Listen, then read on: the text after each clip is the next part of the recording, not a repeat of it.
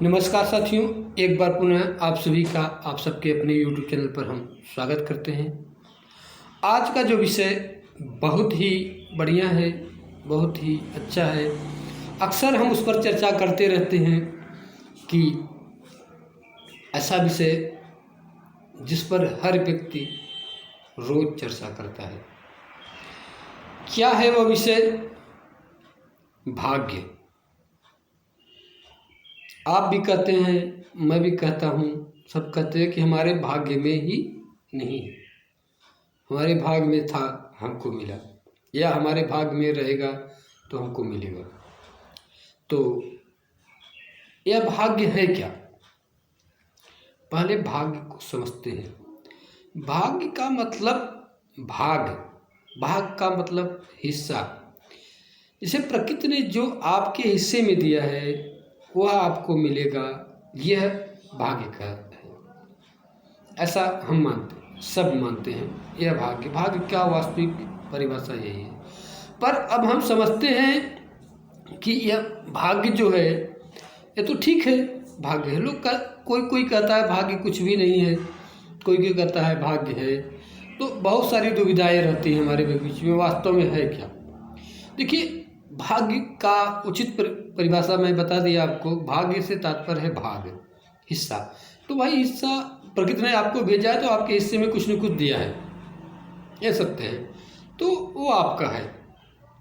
मगर यह बात आपको ध्यान देनी चाहिए। जैसे प्रकृति ने हमको यह शरीर दिया, ठीक। अब इस शरीर को हम उचित पौष्टिक आहार नहीं देंगे, उचित भोजन नहीं देंगे, तो क्या यह शरीर स्वस्थ सुंदर रहेगा? तो आप सब समझ गए होंगे कि यह शरीर जब तक उचित पौष्टिक भोजन नहीं पाएगा, यह मजबूत, बलवान और सुंदर नहीं रहेगा।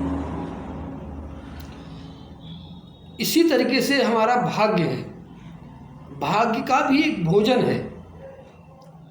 अगर भाग्य को हम उसका भोजन नहीं देंगे तो वह स्वस्थ सुंदर कैसे होगा? आप बात को समझिएगा। जिस प्रकार शरीर को भोजन की आवश्यकता है, वह भोजन पाएगा, अच्छा आहार पाएगा, तब जाकर स्वस्थ होगा, मजबूत होगा। उसी तरीके से हमारे भाग्य को भी भोजन चाहिए। अगर वह भोजन पाएगा तो वह बलवान होगा। अगर भाग्य बलवान होगा तो आप, सीधी सी बात है, आप धनवान होंगे। अगर भाग्य बलवान होगा तो आप धनवान होंगे, इसमें कोई दो राय नहीं है। अब इसको समझिए कि भाग्य का भोजन क्या है, कौन सा भोजन उसको दे जिससे वह बलवान हो। तो आप इस बात को समझिए ध्यान से। भाग्य का जो भोजन है वह कर्म है। कर्म ही एक ऐसा भोजन है जिसको देने से भाग्य बलवान होता है। जो व्यक्ति परिश्रम से, ध्यान से बढ़िया कर्म करता है, उसका भाग्य बलवान रहता है। जो व्यक्ति इसके अलावा वह अपना कार्य बढ़िया से नहीं करता तो उसका भाग्य बलवान नहीं होता। आप समझिए बात को ध्यान से। भाग्य को बलवान बनाने के लिए अच्छे कर्मों का भोजन उसे देना जरूरी है। तो आप जब अच्छे कर्म करेंगे, यानी आप अपने भाग्य को अच्छा भोजन दे रहे हैं, तो सीधी सी बात है, जब अच्छा भोजन देंगे तो भाग्य बलवान होगा। और भाग्य बलवान होगा तो आप निश्चित तौर पे धनवान होंगे। मेरे उम्मीद से, ख्याल से आपको बात समझ में आ गया होगा कि अगर हमको अपने भाग्य को मजबूत बनाना है, बलवान बनाना है, तो हमें उसे सत्कर्म रूपी, अच्छे कर्म रूपी भोजन देने की ज़रूरत है। उस भोजन को देने से हमारा भाग्य बलवान होगा और हम आगे चल के धनवान होंगे। देखिए भाई, यह समय लगता है। जैसे शरीर को एक दिन खाना खाने से मजबूत तो हो नहीं जाता। अच्छे भोजन को अनवरत करते रहने से धीरे धीरे शरीर में पुष्टता बढ़ने लगती है, मजबूती आने लगती है।